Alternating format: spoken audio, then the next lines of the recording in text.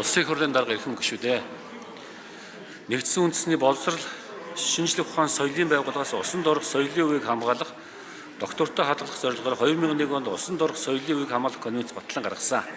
Энэхүү конвенц нь 35 зүйл дүрмээс бүрддэг бөгөөд конвенцийн 1-р зүйлд доод тал нь 100 жилийн турш хэсэгчлэн эсвэл бүхэлдээ тодорхой хугацааны туршид эсвэл байнгын усан дор байсан соёл түүх эсвэл археологийн шинж чанартай хүний орцоотой үхэл уул мөрийг усан дорох соёлын үг гэж тодорхойлон түүнд археолог болон байгалийн орчинтой хамт байгаа дурсгалт газар, байгууламж, барилга, олдвор,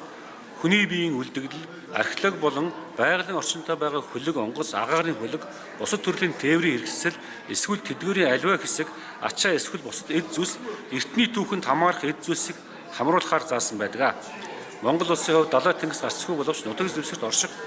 том жижиг нуур ус гол усыг эртнээс дахин шүтэж ирсэн уламжлалтай бөгөөд түүнд холбогдох зан үйл юмбуу алт мөнгөн сав эд зүйлс үрх явдал цөөнгүй байсан конвенцийн 1-р зүйлд заасан усан дорх эд зүйлсийг хамаардаг.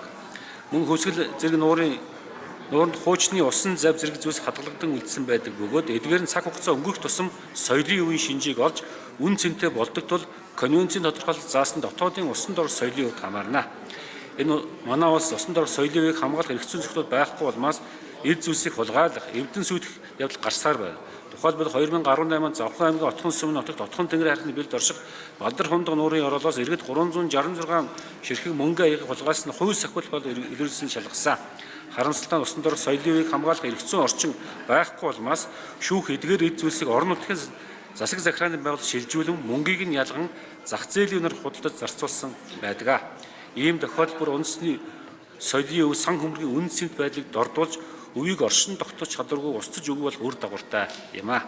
Цаашид энэ мэт тохиолдлоос өрсөн сэргийлэх дурсгалт зүйлсийг конвенцийн зорилгын үүднээс илрүүлж бүртгэх, хадгалж хамгаалах, өмчилж эзэмших, зохистойгоор ашиглах, үйл ажиллагааны зохион байгуулалтыг боловсронгуй болгон